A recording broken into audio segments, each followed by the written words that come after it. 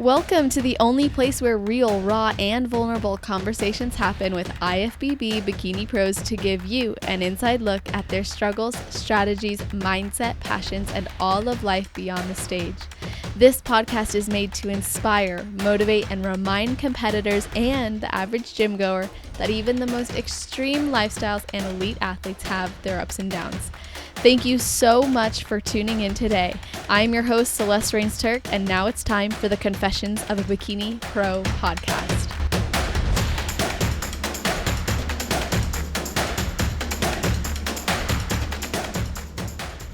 Okay, everyone, we are back for round 2 of this 2-part Olympia debut series where I'm having on the women who competed in their first Olympia in 2020 and had previously been guests on the show. So you'll be able to hear all of their episodes from the past as well. I'll make sure to link that in the show notes. But today we're going to be hearing from JULI, LOPEZ, DARAJA Hill, BRITTNey, DAYNE, and NOORA Mahonen. Unfortunately, Lexus Redmond couldn't join us. I'm so sad, but she's with us in spirit. You guys go show some love to her because she worked hard to get on that stage and she absolutely killed it. So super happy to have these ladies back, and I'm really happy that you're all here. And I want to kick things off just by asking the same question I asked everybody on the last group episode. There'll be some repeats as well because I want to get all your perspectives, but let's start with DARAJA. I'm going to ask you each, what is one word you would use to describe the Olympia experience?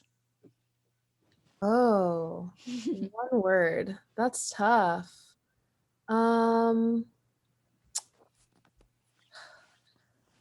Beginning, I think.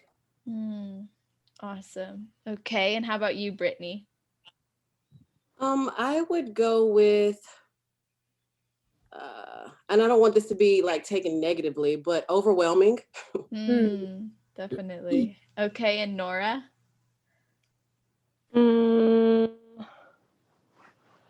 This is a really tough question. I know. On the spot.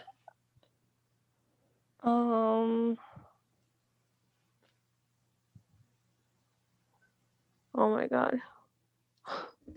You can use 2 words if you have to. No fair. Or even just tell us something that stands out to you about your experience. I would say like well, I was blessed to be there just because of the situation.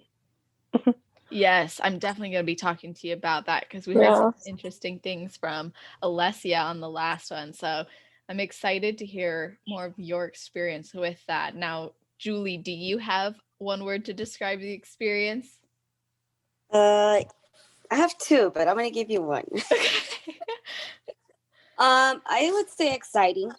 Exciting. Okay. So I think it's interesting, Brittney, that you used overwhelming because, and I know you said it wasn't in a negative way, but I was really curious because you have been really growing your right skincare line, which we talked about on the last episode. And I was curious if those changes with the Olympia schedule maybe threw a wrench in any of your plans for the year or in the business, or if that contributed to why you said overwhelm. So with the right skincare, you know, the potential for trying to make both of those a priority could have been very stressful, right? But over time, I've developed this mindset when it comes to my business that, you know, this is my race to run. It's my journey, right? And there's also no real finish line when it comes to that. So there's no reason for me to, you know, put this type of pressure on myself to produce all the time or whatever. Like if I need to put that aside or, you know, just, to the side for a little bit so that I can focus on other things and find that balance that I need, whether that be like just in life with my husband or, you know, the pharmacy and everything. Like it's okay for me to do that, you know, because again, this is like my baby, right? And I'm nurturing it the best that I can. I'm, you know, this is a vision I feel like God gave me and I'm responsible for it, but like he didn't give it to me to like add more pressure and stress to my life. You know, there's purpose with it, right? So no, I would say the right skincare was not a contributing factor factor to my experience at Olympia being overwhelming. For me, I think it was overwhelming because for one, you know, it was just such a long year, right? So I ended up doing like 8 shows to qualify. And Mhm. by the time I finally did qualify and it was official, I was just really tired, emotionally, physically, of course. And it was just a lot. So don't get me wrong, like I'm still very grateful that I qualified and I had that experience. But by the time it finally came around, there was so much happening and there were Mhm. so many moving factors, you know, even just the changes that were made when it, you know, we thought it was going to be in Vegas. And then just a few weeks before the show, it got changed to Orlando, and changing up, you know, the logistics of figuring that out. That was a lot. And then by the time we got there, you know, you're thinking about like having a good time and wanting to have this experience with everybody, but don't forget we're still in a pandemic. And so now there's like the concern of like, oh my gosh, I hope I don't come home sick from this, you know? So there's just all these different factors that are kind of taken away from you being able to focus on just that experience. Like, I made it to the Olympia, I'm here. I should be able to just focus on that and enjoy this. But, you know, because of the dynamics of the world right now, I just felt like it was just so much to think about. So much to like that was taking away from me being able to like emotionally attach to my experience. So yes, I was very overwhelmed. I could I- see that for sure. Like, Me for sure. My gosh. yeah, so much going on. And DAYRAJA, I know you obviously had a long awaited I guess you could say Olympia debut. And did you feel some of that too when you finally got there and you were going through that? Or did your flame ever feel less bright? Did it grow stronger? Like, what was your experience through that long extended season? So my situation, I did experience a lot of that emotional psychological fatigue. Part in due to the fact that I was in prep for part of that because I did the Arnold in between. So I basically took like a few months off. I took 8 weeks off before I started prep for the Arnold. And then that was an experience because, you know, it got shut down, but then it didn't get shut down. So that wasn't quite, you know, the Arnold experience. Mhm. And then, you know, we got feedback from the judges. We didn't quite bring what they wanted. So it was kind of like a step back, at least to evaluate. You know, it forced me to have to, it was a humbling experience that I didn't know that I needed. I'll say that. And then we took a bit of a rest until about July, until July. And then we started prep for the Olympia, which for me, I was so relieved, you guys, when they pushed that back, because it was like me needing more time to rest. For me, what ended up happening was the psychological emotional fatigue came more from a hormonal thing. I didn't get to, in my eyes, enjoy my prep or enjoy the experience as much as I would have liked to, because I was doing a little bit of suffering in silence for a lot of my prep. I had the Nexplanon implant, which is a birth control implant, Mhm. for a little over 2 years by the time I had started prep for the Olympia. And my body had run through a lot of the hormones from the implant, so it was almost time for me to get replaced. And I have endometriosis, so that birth control was doing a really good job at managing my symptoms and managing flare-ups. I had a lot of all of that kind of rush right back in and smack me in the face really hard. So like each month I felt like things were kind of going further and further downhill. I was experiencing a lot of bloating, issues, dropping weight. Inflammation was just through the roof. I was stressed. My body was stressed. And I was just really, really tired. Tired of being tired and tired of feeling like I'm fighting my body. So to make it to the Olympia and bring the package that we brought, could we have brought a better package? Yes, but I was honestly just relieved that I wasn't bloated, holding a bunch of water, and I could like hit my poses and hold them. Because when I was having issues with the bloating and stress, it was really hard for me to hit my poses even and hold them because it hurt. So, and I had a lot of really bad back pain, a lot of like episodes of like crying for no reason, kind of just completely losing perspective, depression and anxiety, up and down with my emotions, just not feeling like myself. So then I obviously was even more frustrated because I was just not feeling like me. And I knew that there was an issue, but it wasn't something that I could resolve right away. I had to kind of be patient.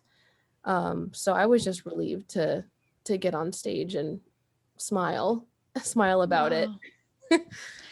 That's amazing. Like the Olympia is almost this physical celebration, this tangible celebration of the things you overcame along the way. And you were fighting in silence. You were facing a lot of challenges with your body. Like you said, feeling like you were fighting your body. And then that extended time period gave you some time to really rest and recover and extend that to bring what you brought. And you did say, you know, maybe it wasn't the best you could have brought, but you're proud of it. And I can't wait to talk to each of you more about that topic in particular. But I wanted to know, because each of you have, of course, faced some sort of challenge. Julie, I remember when we were discussing like your hustle mentality in the last episode, and you had a long journey to get to the Olympia stage. What was that vision you had in mind for yourself that was keeping you going day in and day out? To me, it was what you're talking about this season. Well, this season, I knew what I worked on off season, so I was ready to. I gave this prep my all, and I came with intention towards every prep, and I knew I was gonna. I remember telling you, I think, that I was gonna make it to Olympia stage. I remember. I just had that vision, and I knew I had to give it my all to get there. So I was in the zone. That's to me what I call being in the zone, like knowing you've put in the work and knowing that nothing can stop you from reaching your goals. That was my work ethics when I was in the gym, when I was on prep, when I was doing my diet, when I was doing cardio. I was I was just dialed in, and I knew it was gonna happen. What show it was, I wasn't sure.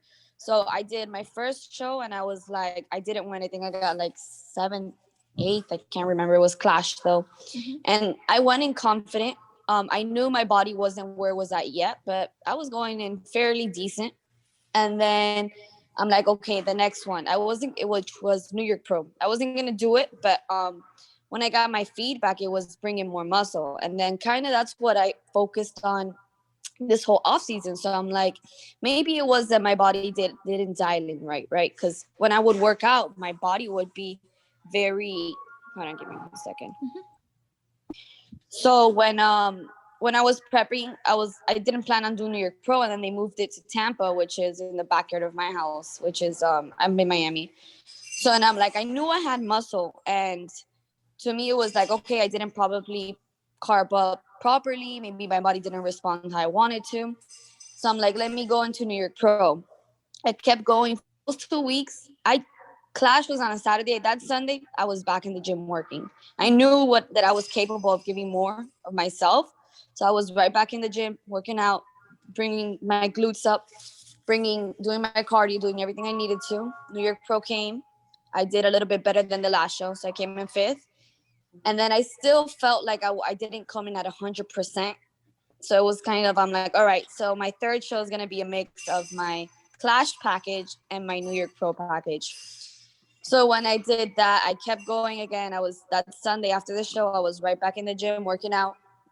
And then, yeah, I gave it my all. And of course, didn't fail me. It was cool to see that I had the vision and it became a reality. And that's the importance of following your dreams and going through with your instinct. Like, don't just go off like how you feel in the moment. Maybe sometimes you're not happy because you don't win at a show, you don't place well. But to me, every show I placed, I came in better. And that first Clash show, I did okay. I didn't do bad out of an amazing lineup. Then in New York Pro, I did a little bit better. And I'm like, okay, like I'm improving, you know? So it's all about improvement. And as long as you're improving, keep going, you know? Powerful So, message, just to continue to show up for yourself and for your vision, and trust that it will unfold if you keep doing that and you never let it derail you. It was always as more motivation and fire. And you said something that made me think of NOORA. Actually, you said nothing can get in the way of your goals. And I know, NOORA, you had a lot of travel changes. Like, it took a lot to actually be able to get to the Olympia. So can you break that down for us, and if you had any fear around that, or what that ended up unfolding like? Yeah, of course.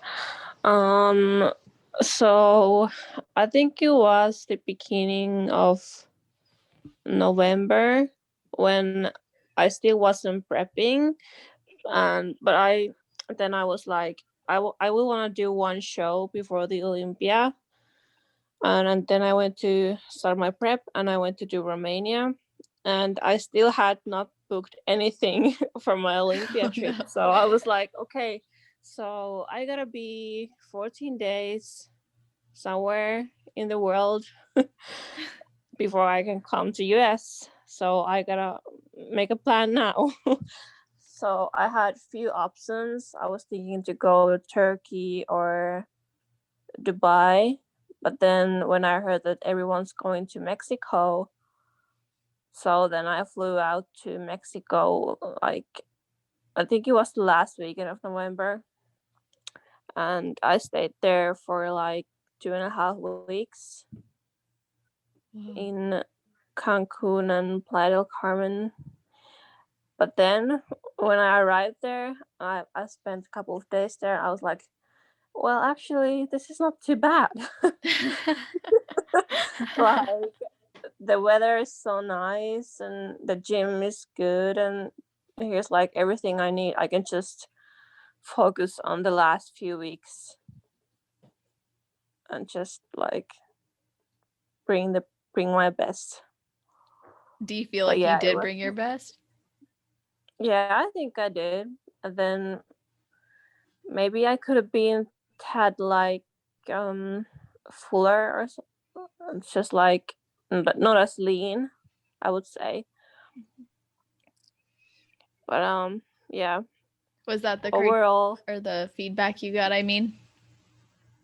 yeah, I was just like a little bit too thin and too lean. Interesting. Interesting. But you Yeah. feel like it was your best, though, and now you're just making improvements for next time. Yeah, I just prefer my physique a little bit leaner than fuller. Like, I'm a taller competitor, so when I'm more fuller, I feel like I'm not in shape. You know what I mean? Yeah, on Hannah RANFRANZ had mentioned that too, and so did ASHLYN, like, and even MAIA as well. Like, they all like looking more shredded, but then they get feedback to come in a little fuller. And DARAJA, you said that you felt like you brought a really good package, but maybe it wasn't what you were hoping to bring given the circumstances. So what was the feedback you got, if you could share it here? I know you had posted about it, and then how are you now working to address that? So the biggest piece of my feedback that we're looking to improve is my back got a little too wide. Um, Obviously, we know my shoulders were a little too aggressive at the Arnold, so we had spent some time bringing them down. Obviously, as competitors, we like to train. You know, we get into this because we enjoy working out. So we decided, you know, like, we'll just work on back and glutes. Wasn't expecting to grow too much. I was just hoping to like refine that shape. And again, too, just because Issa had been the standard, you know, I figured a bigger taper would make me more competitive. And the judges had said that, you know, your back is now a little overpowering.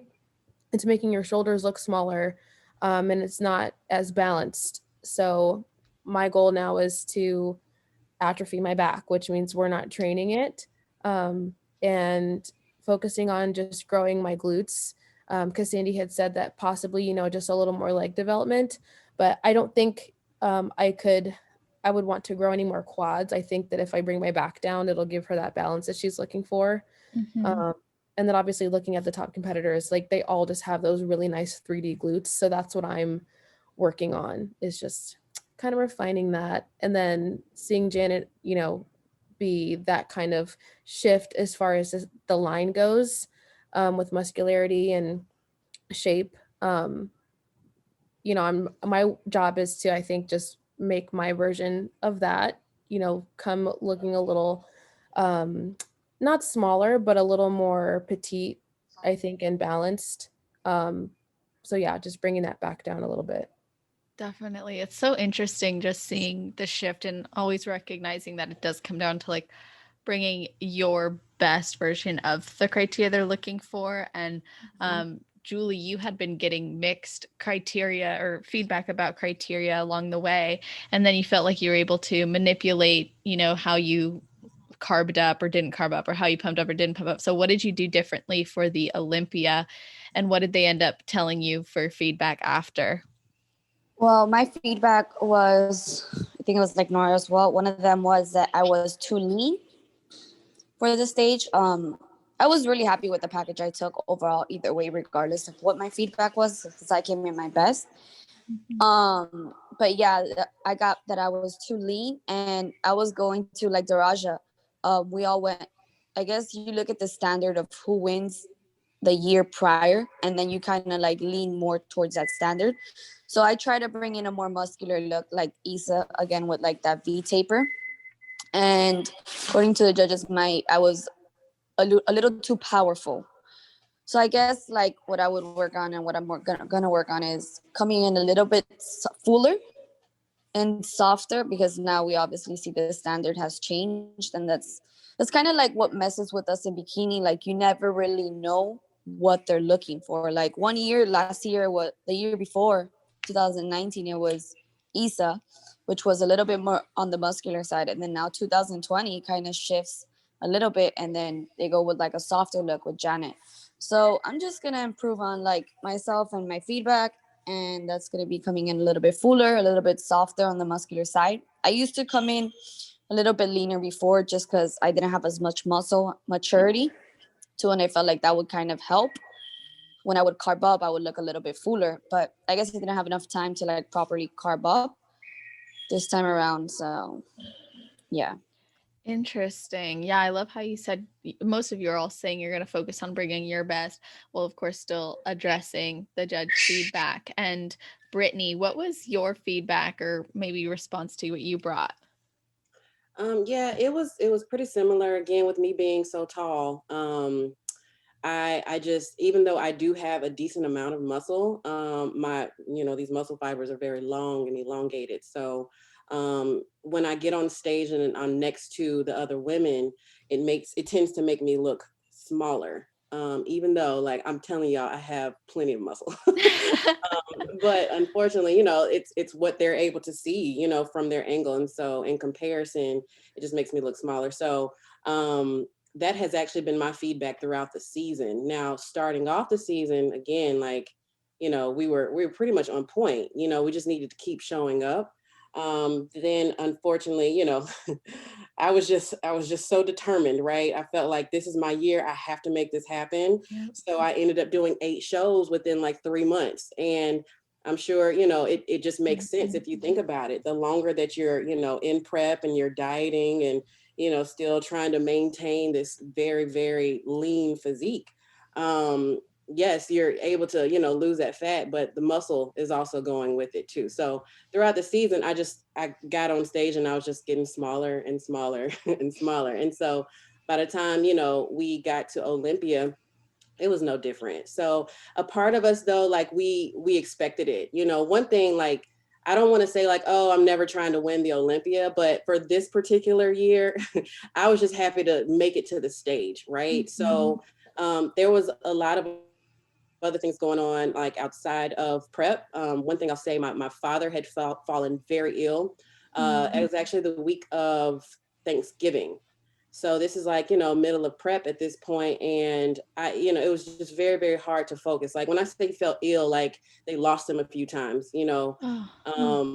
It was really bad. He actually just went home like last week. So that's like over 2 months that I'm dealing with, you know, trying to maintain this mindset that is very necessary for a successful prep. It was very hard to stay in that, knowing, you know, what was going on with my dad. I'm very, very close to him. So, you know, it was very difficult to stay focused. It was also something where like perspective starts coming in. Like, you know, I'm literally like begging God to spare my dad's life. Right. So at that point, you start to think about the things that are most important in life. And you know, I'm thinking about all the times that I missed out on, you know, just even opportunities to have a meal with my family, you know, just the times that we've sacrificed because, well, I'm in prep and I need to stay focused and disciplined. And this is what it takes for me to be successful. Nobody is like saying that it's wrong to do that. But again, like life is so short, and I'm pretty sure we all get that, especially after 2020, you know, just the craziness of it all. So for me, and I think this is another reason why I felt so overwhelmed while I was at the Olympia. Again, I had all these factors that were taking my emotional attachment away from just simply enjoying the experience. So again, I'm dealing with, you know, my dad, and I'm super stressed. And of course that causes cortisol levels to go sky high. And, you know, for the longest, I'll be honest, I didn't actually like get down to my stage weight until like 3 days before Olympia. And I'm typically one that's ready like 2-3 weeks out. And I'm just maintaining and kind of coasting in. There is no peak week because I'm here, you know? Mm-hmm. So it was, it was very challenging for me to bring my best. Now I will say, like, I brought the best that was possible for me to bring at that time due to the circumstances. Like, you know, at that point, like I woke up the morning of the show and I looked at myself and I was like, Brittney, we're here. At this point, like having the best physique at this point is not really the priority. Like the what I'm going to value in this moment is the fact that I actually made it. Girl, So yeah, my feedback was, again, you know, just I need to develop more. And it's simply because, you know, with me being so tall, standing next to these women, it just makes me look really long and slender. And so I lose that fullness, that full look that they're looking for. Is that what happens to you too, Noora? And really quick, actually, let me backtrack, because Brittney, that was amazing of you to share that. And I'm so sorry about what your dad is going through and probably still on the mend from that. And the fact that you still showed up for yourself is amazing. And yet I could see how that puts things in perspective with life as well. And I definitely want to circle back to that because I think that raises an interesting point. And I was just curious, Noora, do you feel that way too when you're on stage as the taller girl? Yeah, I do. Yeah. Yeah, like your muscle, like, you know, you have, like, I've seen both of you obviously in your photos, and what you post is like individually you can see the muscle is there, but then it's like who you're standing next to also plays a role. Mm-hmm. Yeah, it really does. So interesting. And to what you just said, Brittney, and DARAJA, you echoed her and said that you felt the same way in terms of showing up, knowing you were there, being blessed to be there, taking in that moment. Have any of you felt like this is it? Like, I'm done, I qualified, I competed at the Olympia, I'm gonna end it? Or are all of you planning to continue? Oh, and I'll tell you, as soon as I think it was after I didn't make second call outs, because I wanted to place. Obviously the goal is to make that top 10 so you can come back to the night show. But I'm happy that I placed. But standing off to the side and watching, you know, those top 6, those top 10 pose, I was immediately just thinking in my head, like, what do I need to fix for next year? How am I going to make this better so that I'm not standing here next time I'm in that, you know, that 5-6 spot, that 9-10 spot. Love that. Yeah, for Anybody me, else? oh, I'm sorry, go ahead. Oh no, I was curious. I was hoping someone else would share theirs too. So yeah, I'd love to hear. Yeah. So for me, I would say, you know, yes, we all want to improve and know that we've earned our spot, right, in that top 10. And, you know, that's something that I think will always be a desire of mine. But You know, I am 35 years old. I went through the infertility and stuff. That's why I took that 2-year break from competing. And that was a very, very challenging journey. And, you know, I had this year of 2020 to be in prep and get back on stage and do the things that I love and find my way out of that dark place that I was once in. But I did realize that, like, the entire year that I was in prep, because it was a whole year, which is crazy, it served as a really great distraction from the things that I still needed to deal with, right? The infertility and everything that, you know, brought me into depression. And that was the first time I ever experienced that. So it was refreshing to have something else to focus on that actually brought happiness to me every day. But just because I decided to stop trying to have my baby and I decided to, you know, go for these other goals, that doesn't mean that I no longer have the dream to be a mother. So as soon as Olympia ended, like, I want to say maybe, well, first of all, I came home with COVID. So I'll just say that. Oh After Olympia, I no. came home, tested positive for Oh COVID. wow. So there was that, right? So I'm a little salty and, to be honest, a little resentful about that, because I had, you know, remained healthy the entire year. But Was then it oh, was I'm it sorry, go ahead. I was just curious if it was difficult to know you got it because of the situation with your dad as well and Yeah. with your job. Yes. Okay. Yes, it was very frustrating. But you know, we still have to remain grateful for really everything, because you know, I recovered just fine. My dad, he ended up getting it as well, but his illness wasn't from COVID. He got COVID because he had been in the hospital for too long. So, you know, that was frustrating too. But what I was gonna say is that about a week or so after Olympia, you know, I'm at home in bed because you know, I'm just out. Yeah. All these feelings that I guess, you know, prep had been able to suppress in regards to our journey with infertility. Now that Olympia and, you know, me being in prep and competing, that's kind of behind me a little. Now all these other feelings are starting to come back to the forefront. And so I'm feeling that sadness, that void that I really feel like needs to be filled. I'm looking at my husband and he's, you know, he's super proud of me, but I know that he still wants to be a father as well. And so for me, it's like, you know what, if I had to close this chapter with competing right now, like, I mean, hey, we went out with a bang. You know, my last show was Olympia of all stages. So I can appreciate that. I'm not saying that that is necessarily my desire, but I have entertained the idea that, like, this could be it for me. And I think it'd be a great way to end the chapter, this particular chapter, and move into the next. Now, you know, in regards to us having a baby, you know, that's still something that I can't predict. You know, like, it would be nice to know that maybe this will be our year. And it'd be nice to just focus on that, you know, but in the meantime, like, I do have to keep myself healthy. I do have to remain in this mindset of, like, discipline to just, you know, take care of myself so that when the baby comes, I have a healthy womb to put it in, right? But I don't know, like, competing has really served as just something great in my life. And I'm so grateful for it. But at the same time, like I said, perspective, you know, when my dad was sick, I'm thinking about all these things. And I'm like, where do I want to put my time and effort and energy now?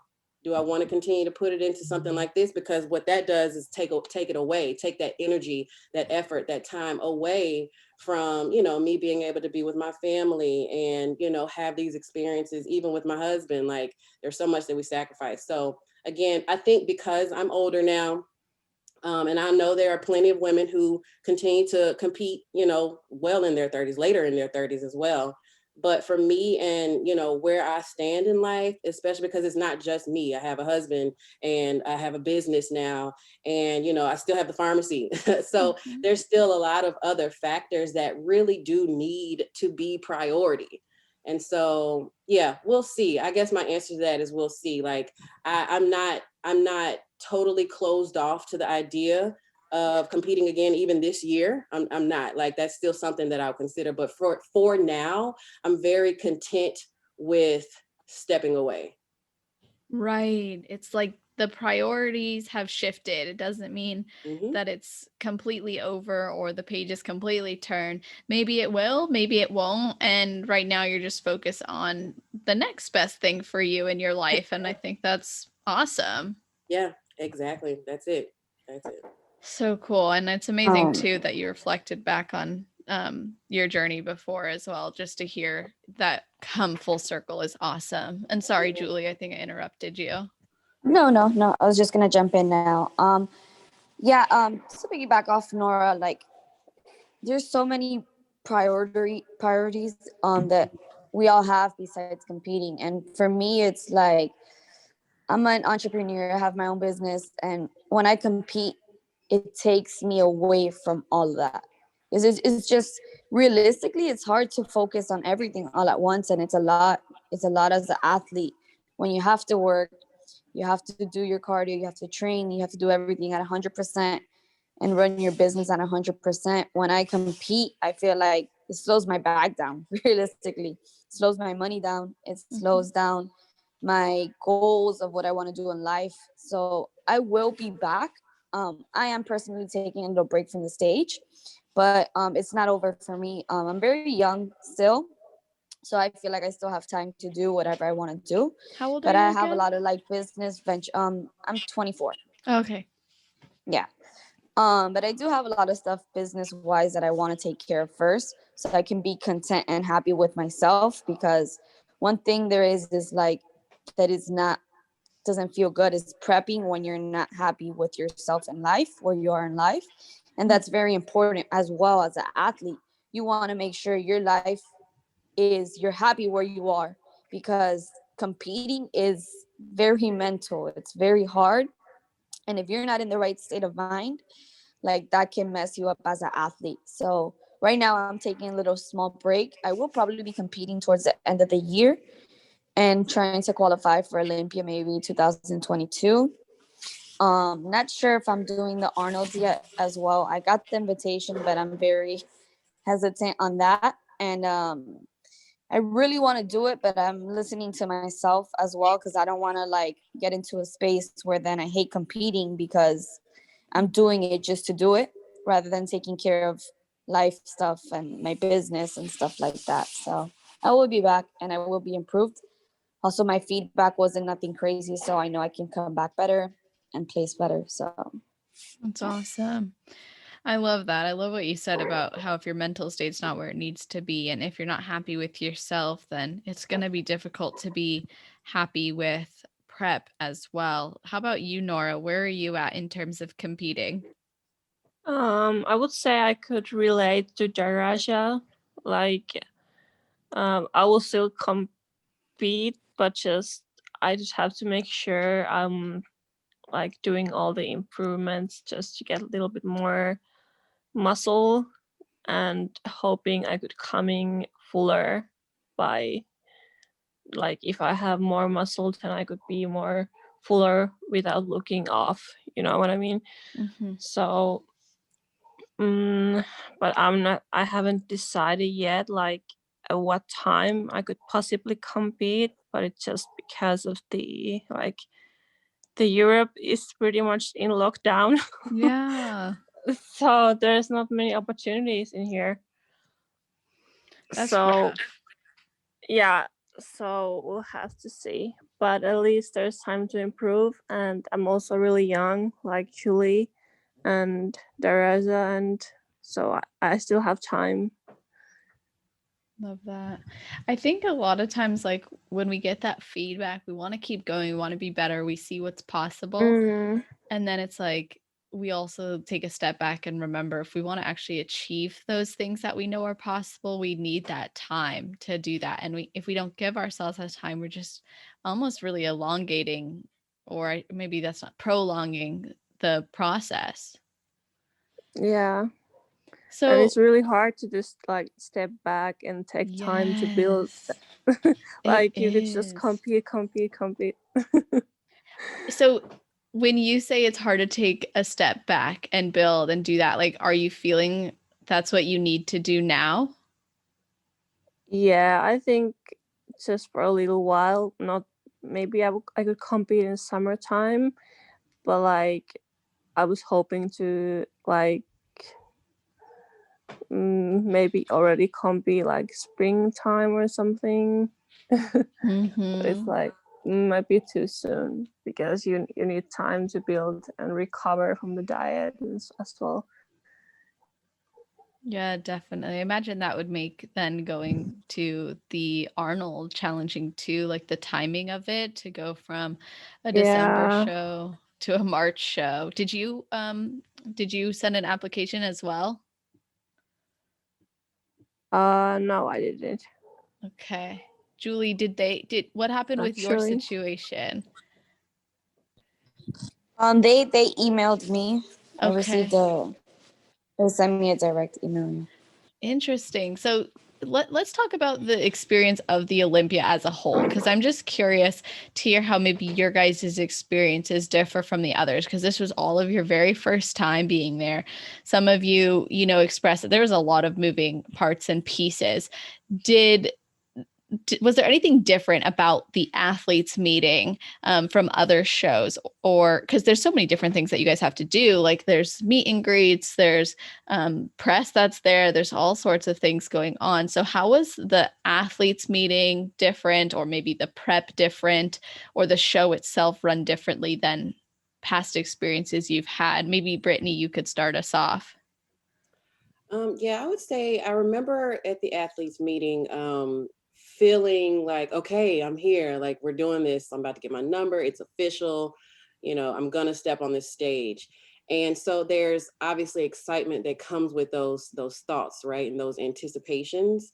And I remember stepping in and I'm seeing like, it's just like so many people and people, photos being taken and like you said, press and everything. It was just, again, overwhelming because every other athlete's meeting is just like us and the judges, Yeah. and the promoter, and it's like, all right, this is how the show's gonna run. Here's your number. Take a picture. All right, bye.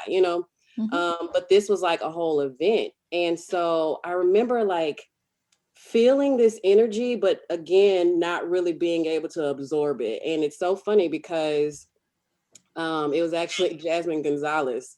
We walked up to each other and we're all excited. It was our first time seeing each other in a while. And so we give each other a hug and then we just stopped and like looked at each other and was like, girl, how you feeling? You tired? Cause I'm tired. Like, it was just, I don't know. Like we got there and again, the excitement is definitely there. Like, I don't ever want to downplay that, but there was definitely this moment of like a mutual exhaustion, but at the same time, relief. Cause it's like, okay, we're here now. As tired as we are, like we are here now. Like, let's acknowledge that we're here. So let's do this. Let's definitely do this. But I think it was okay for us to just acknowledge, like, man, this has been a tough journey. And I would have, of course, I would have loved, to just have all this excitement running through me. But it was just different. It was just very, very different. Definitely. Like the difference in terms of how you felt when you were there, all those different things going on, that relief was there, that excitement was there, but we can't deny that there was also those other feelings as well. And DARAJA, you had done the Arnold and it was a strange experience. How did it compare to this one, or maybe what was different? So I think the fact that, there was there was more traffic at the Olympia for sure, just because at the Arnold, it was right at the beginning of the shutdown. And no one really, I think, knew what to expect of COVID or like what was going on. And because it was my first experience at like a show of that caliber, I really didn't know what to expect. And I honestly don't really even remember going into it with expectations of it just being this like huge, like experience that's gonna like blow my mind, because I knew that things were gonna be the same. And I was content with that, just because that's not why I compete. Not to say that I don't appreciate you know, all the extra that goes into the shows like the Arnold and the Olympia.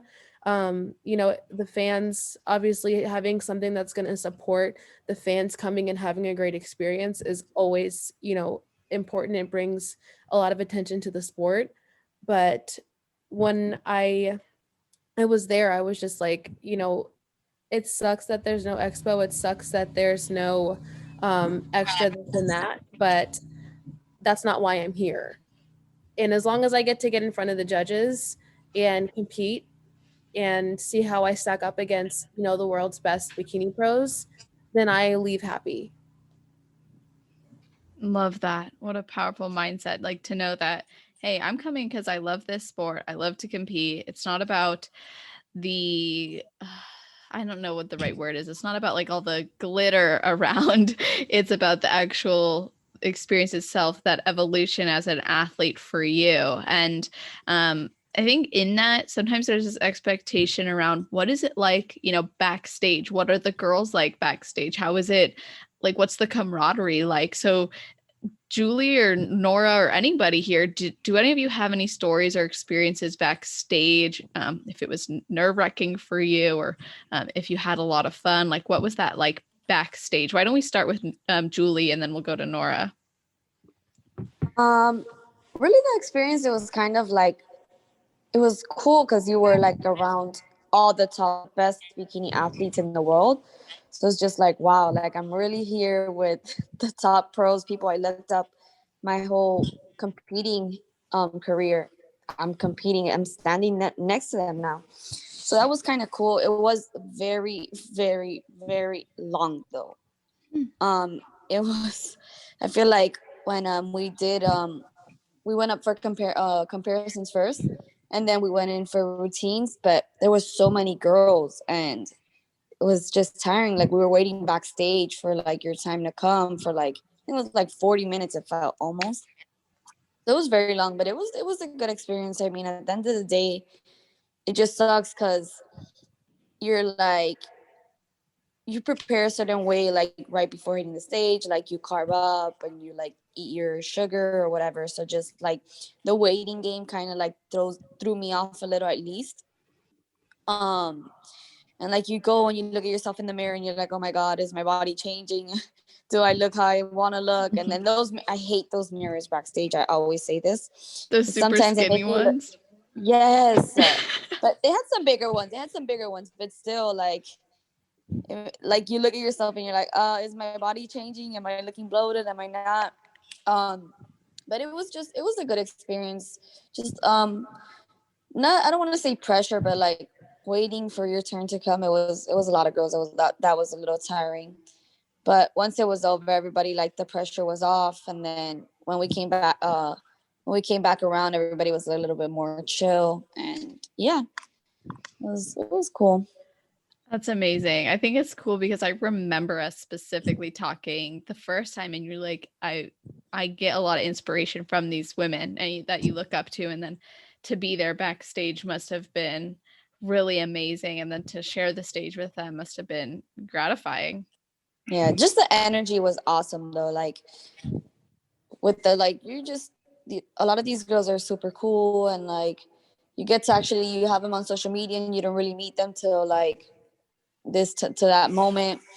And yeah, as far as like the athletes meeting, it felt pretty cool. I felt like kind of like walking in that first day. I think my check-in was Wednesday. Walking that first day is like kind of when like a kid first walks into Disney World. I was like, oh shit, I'm here. Like the big Olympia sign. I was like, oh my God, I'm here. So that was kind of cool. It felt good. It felt really good to like actually make it, you know. It didn't hit me to that moment there. So Oh, I bet. That is so amazing. And I admire all of you, and I want to congratulate all of you too. And just while we're in this conversation, I think it's important to note like how awesome it is you each represent the bikini division, and your experience sounded like it was really positive. And Nora, what was it like for you backstage or in getting there? Like, how was that for you?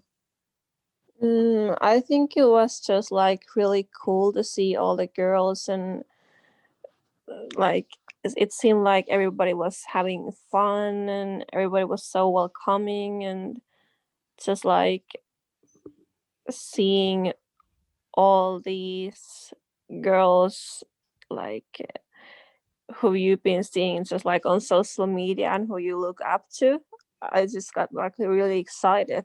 Do you ever get Like, nervous am meeting I them? actually sharing huh? Do you ever get nervous being there, meeting them, or seeing people for the first time you've never met, but maybe you connect with online? No, not really. I was just really excited to see everyone. That's awesome. Yeah. I remember like looking up to like Angelica when I started competing, and I was like, okay, so I'm actually sharing the stage with her. And I'm sure there's so many girls listening Yes, who yeah, will share the stage with all of you one day and be like, oh my God, I'm yeah. actually sharing the stage with them. So some of you guys did talk about like the Arnold, and some of you talked about like what you're going to be doing differently in terms of feedback. I want to know if there's anything you would have done differently in terms of the experience, because one of our listeners submitted a question around if you could change anything about the experience, or if you could do anything differently going into the show outside of physique, outside of posing, all that, what would you have done differently? Maybe that's something you would have done differently in your prep, like vlogging, or maybe it would have been more documenting or sharing something. I don't know if there's anything you guys would change. Does anyone have something? I actually do, and it's not like directly prep related. But I was worried about taking my birth control out just because I didn't know how like the fluctuations of hormones would affect my fat loss and how my prep was going to progress. And so we waited, but after prep I had it taken out, and the relief was like just so unreal that I kind of wish I would have just gone ahead and had it removed. I think I would have felt a lot better and maybe not felt as crazy throughout my prep. Wow. Yeah. What was it that it was mostly because of fear of the physique change, and then when it happened there was a relief? Was that a relief in the physique or in emotion? I think everything, just because it was affecting my hormones so much. Because the implant, because it was so worn off as far as like how the hormones were affecting me, my body was just going back to what it's normally used to, but then it was having these like remnants of hormones from the implant that I have or had, that it was kind of like just a constant battle between my reproductive system, my arm implant, and then me prepping. So yeah, I was just worried that if we took it out, it would just make me, I don't know, blow up or respond weird. And so, just for the sake of familiarity, we left it in. Yeah, I mean, I could see why that would be the choice you made then, and now looking back you're like, oh, I'd probably have done that differently. Gosh, it took me a while to realize what it was, but the other thing that told me what the problem was that I was getting a lot of like acne on my jaw, and usually that's pretty hormonal. Hmm. So yeah, that was a fun lesson to learn. Great timing. Gotta love that. Anybody else have something that they wish they would have done differently? Yeah, just to piggyback after Raja, just listen to my body. Like when I have this thing where I hate when I'm feeling too skinny. Like I don't like feeling like too lean, because I know they tell me all the time not to come in lean on the stage. And I guess since it was such a big show, I'm like, I didn't want to like not come in lean just because I knew I was competing against the world. But like deep down inside, I knew I should. I'm like, don't get leaner, don't get leaner. But I couldn't control myself, as I was like, all right, it's the biggest show I've ever done. So I want to come in like perfect. I didn't want to miss anything. So just I should have listened to my body deep down inside and listened to my mind. And yeah, that's one thing. I know it doesn't go back to like vlogging and anything, but just one thing I could have done. It was listen to my body. Like That's you know. what that first Olympia is for, right? Mhm, mhm. I love Yep. that. No, anything you guys had is what I really wanted to hear because it's real and a lot of people can learn from your experiences, but also like I think there's value in that reflection. And it sounds like both of you are now like prepared to apply that moving forward. Maybe not regretful, but knowing now what's necessary moving forward. So I had a question I asked all the girls on the last in the first group, and it's something I want to give each of you a chance to expand on as well, and just a great way to kind of wrap this up, honestly, because you, like I said, you all represent the bikini division, and this was a great question submitted by a listener, and I'm gonna start with Brittney and then we'll go around again. But if you were to win the Olympia, or if you had won the Miss Bikini Olympia title, what would you have done or what would you plan to do with that title? Oh wow. Yeah, that's really good. So this kind of goes in line with just I don't know, my general philosophies right now, just where I'm at in life. Um I feel like whenever we are blessed to be in these positions, whether you're Miss Olympia or not, you have to use your platform for something bigger than you, right? So for me, you know, especially in the fitness industry, we have so much attention. And of course, that attention is initially warranted or coming to you because, you know, people just think you look good and you have this amazing physique. And for whatever reason, people think that us as competitors are like superhuman, right?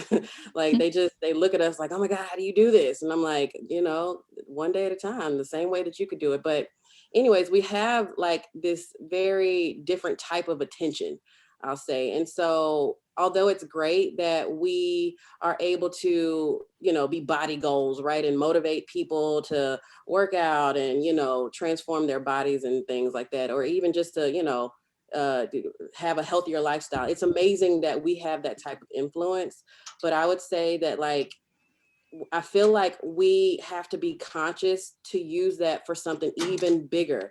Like, I feel like the value of our journey in this fitness industry goes so far beyond our physiques, right? So if I were to be Miss Olympia, you know, I would use that year as just having this huge platform to really encourage something bigger, right? So like for me, you know, reveal your truth is my whole motto with the right skincare. And I just, because I know the benefit of being honest with yourself, being honest with the world, being authentic, you know, just simply being yourself or sharing your stories. I personally understand the benefits between with that. I would really use that platform to encourage other folks to understand it and apply it. So, you know, again, I feel like any position that we're in is so much bigger than us. Every experience that we've gone through is bigger than us. You know, the heartache that I went through with infertility and depression, like there were so many lessons that I was able to learn through that. So if I have y'all's attention, if I have anybody's attention, I feel like it is my obligation and my duty just as a decent human being to share those lessons, because you just never know how it can impact someone else. So again, like if I have all this attention being Miss Olympia, like I'm going to use it for something way, way bigger than just, you know, being the best physique in the world. Beautiful. I absolutely love that so much. And you are always so genuine, and hearing you say that is so cool. And I already believe you represent that for so many people. And I appreciate you sharing that and saying, you know, it really does go beyond the individual. So let's hear from DAYRAJA. What would you do? Yeah, I mean, I agree 100% with Brittney in saying that you really do have to try and find a way to use that platform to reach something that's bigger than you.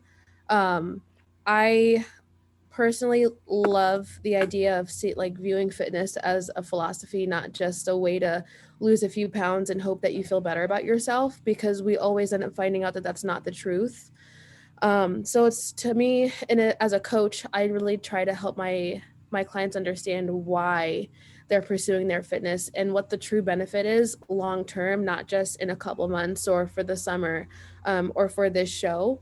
Because the reasons for pursuing fitness, you know, if you lose sight of that, or you lose that perspective, the industry can really consume you, and you can really lose sight of what's most important. I think with the way that I diet for shows and the way that I do things, as a flexible dieter, I track macros. I know I'm not the only one, but obviously everybody has their different approaches. But I think teaching people that either if you have a meal plan or macros, you know, just make sure that it's an approach that's sustainable enough for you to be able to maintain that that progress, you know, over time, not just, like I said, temporarily. And I'm also just very proudly a natural athlete. So to represent that category of competitor, just because I know that there's a lot of, you know, mixed ideas of what you need to do to be successful as a bikini athlete. I think I would definitely want to encourage girls to just know that they don't have to take certain routes to be successful, and, you know, have to endure the sometimes permanent consequences that come with those choices. Oh, I love that. It sounds like that you're really driving home that point of longevity and sustainability. And I love how you said fitness is a philosophy. It's not like a quick thing that just gets you feeling amazingly better by yourself, and helping others to find their long-term vision and why, and seeing it beyond surface level is huge. So how about you, Noora? What would you do with the title? Well, I 100% agree with the other girls, and I think I would just want to be like a good role model for other girls, and just show that there's much more going on, like competing, than just going to gym. Like it's like showing everything what's happening, and I think this sport is more mental game than it's like a physical thing, because whatever goes through your mind, it will affect pretty much everything, I believe. I 100% agree with you. I'm all about that mission. Yeah. And I think something that stands out to me is this overarching theme you're all sharing, is it goes a lot deeper than us, and there's so much more to it than meets the eye, and that you'd all represent that. Now, Julie, do you mind sharing yours, what you would do? Yeah, just I agree with the other girls. I would use that platform as a way to like be a role model for this, for our division. Even though I still, that is my goal as a bikini competitor, like I would just keep doing what I'm doing now, you know, just I would try and be a lot more involved in the sport. Um so yeah, I also said I would be a one if I won.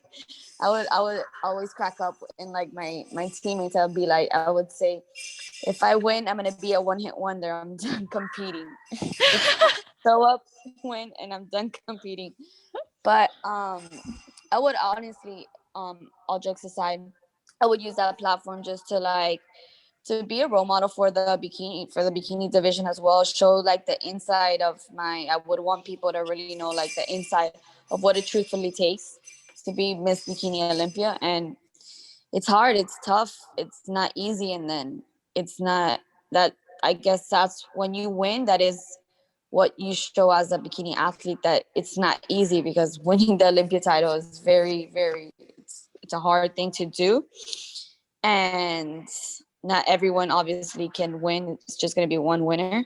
So just show every bikini competitor in the world what it truthfully takes to get there, and that getting there is your journey, you know. It's, and every journey is unique. Don't get like mad when you lose. Don't get mad when you don't place how you want to place. Just showing the journey of what it takes to get there, I guess. That's beautiful. I love that, you guys. You're all such amazing representations of that mission and of that message already. And like Julie, you said, just keep doing what you're doing, just on another level with even more involvement and showcasing what it really takes to get there. And I think it's beautiful what you're all doing. And I am so just I grateful. can't hear. Am I the only one? You're the only one, I think. I can hear you. Yeah. But Julie, you can't hear us. Hopefully you listen to this, just saying you're all amazing. And I appreciate each of your time today and coming on to share so vulnerably and open, up to the audience about your experiences. And I know there's going to be so many more opportunities for us to discuss and share, and even use this platform to get each of your individual messages out even more. So with that said, to everybody listening, please make sure you go listen to each of their individual episodes, because the evolution is beautiful. It's amazing. And you'll really get to see how each of these girls dreamt about this, worked to this, and made it happen. So does anyone have anything else they want to add, or wish that I would have asked something else? I just want to say thank you. Oh. As athletes, and I think we can all agree we're all very much fans of the sport. You've done such an amazing job and providing content for girls like I was back in the day, when I didn't know much about competing, and wanted to just absorb as much information as I could, learn from the girls in the position that I am now. To kind of come full circle and still have that relationship with you, I think is just so awesome. And you're such an awesome person. So thank you. Oh my God, thank you so much. Seriously, it's my pleasure. I love shining light on beautiful, amazing women like you guys, and so that other people can learn from your journeys and see what incredible people you are, and that they are as well, that they can see themselves in you. And that means so much to me. So thank you guys again for coming on. And I'm going to put all of your show notes and links and everything in the show notes page. And then to those of you listening as well, there's a category section, so you can find their individual episodes by name. That's always on celestial.fit/podcast. So thank you guys again so much. And I hope that everyone listening has an amazing rest of your day, night, or morning, wherever you're in the world, while you're listening to this episode. Just make it awesome. Thank you so much, Celeste. It's awesome that you do Thank this. you. Again, piggybacking off of Daraja. So awesome that you do this, and for all the girls coming into the sport, I know this is super helpful. So I'm proud to be and honored to be part of this podcast. Thank you. Oh, it's my pleasure. Honestly, thank you.